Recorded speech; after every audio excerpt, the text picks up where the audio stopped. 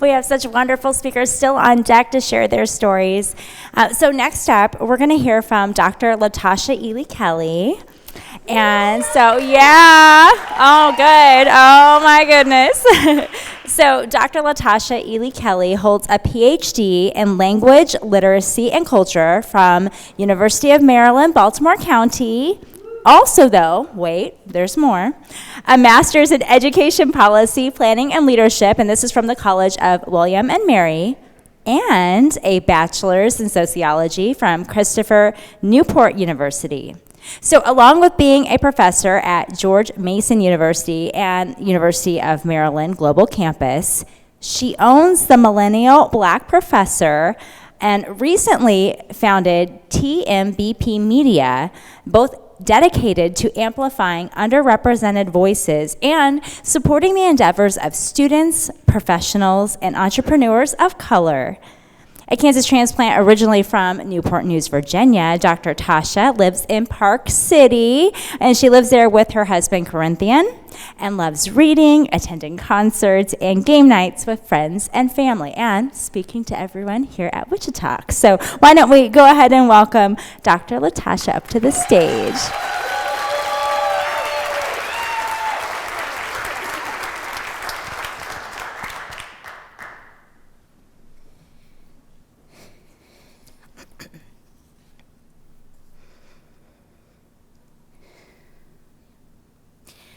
Lela Mae Tucker Galloway had 11 children: Yumiko, Dwight, Avis, Ternan, Okeson, Proctor, Drees, Timothy, Conjo, Melissa, Cheddar.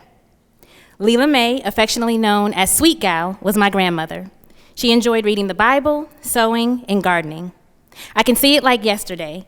My mom, granddad, and granny sitting in the living room watching CMT because she loved country music and her favorite singer was Charlie Pride. Drees Lagarde Galloway Eley had 2 children, Calvin Jr. and Latasha. Drees, affectionately known as Miss D, is my mother. She enjoys cooking, serving in her Christian ministry, and teaching in the field of cosmetology.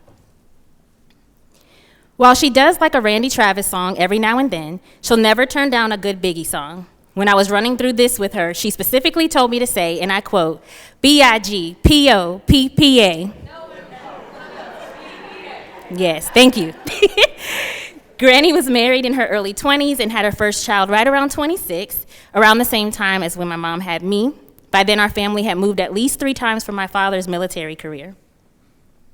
Prior to each move, my mom came so close to completing her nursing degree, but with the hustle and bustle of homemaking, motherhood, and military life, she was unable. Fast forward another 10 years, and my parents were separated. Having been a stay-at-home mom for most of her adult life, she scrambled to figure out how she would make ends meet. As much as I respect my mom for figuring it out, getting her cosmetology license, being the epitome of our family saying, where there's a will, there's a Galloway. It was during those times of struggle that I made the decision to do everything in my power to never find myself in that position, totally dependent on a man or anyone for that matter. The only way I knew to do that was to get an education, and lots of it. This was solely out of concern for my future self, as I'd never had that hankering for babies or even one baby that so many of the women in my life seemed to have. This at an early age was one of the first of many things that often made me think, something's wrong with you. But don't worry, I'm in therapy. But seriously, I'd been conditioned by what I saw watching shows that came on, TGIF, The Cosby Show, Fresh Prince, movies, really everywhere. Motherhood was not just the way to go, it was the only way. And if you didn't have children, something had to be wrong with you. But none of that mattered. I knew having children wasn't a personal desire, and I wouldn't be bullied into it. At 23, diagnosed with fibroids and suffering with all that comes with them, I requested surgery that would remove my ability to have children, and I was told no. I was told no then and for years to come by doctors insisting that I or my future husband would definitely want kids someday. The negative impact to my quality of life was significant, but I persisted. So I'm a 3-time first-generation college graduate, and if you look at the acknowledgement section of my dissertation, there's a line that says, I look forward to sharing a lifetime of accomplishments with you. On December 18th, 2021, Corinthian Kelly and I stepped into our journey of doing just that. Along the way, there have been several, when are y'all gonna have kids moments.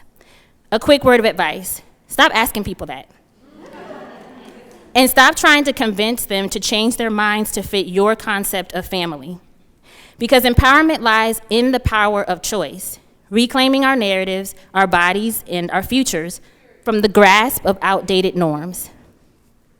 In the world we've created that is our union, 2 generations removed from my grandmother who birthed 11 children, our chosen littles, our 4 nephews, 2 nieces, and 2 godchildren, shout out to my nephew Trey, who's here today, and the dozens of youth we've mentored, supported, cared for, and loved along the way. This identity I've inherited, grown into, and intentionally crafted with a supportive partner, shout out to my love, who's also here today, also paving his own way, reflects the persistence and ingenuity of the women in my family and is also a testament to the possibility of change.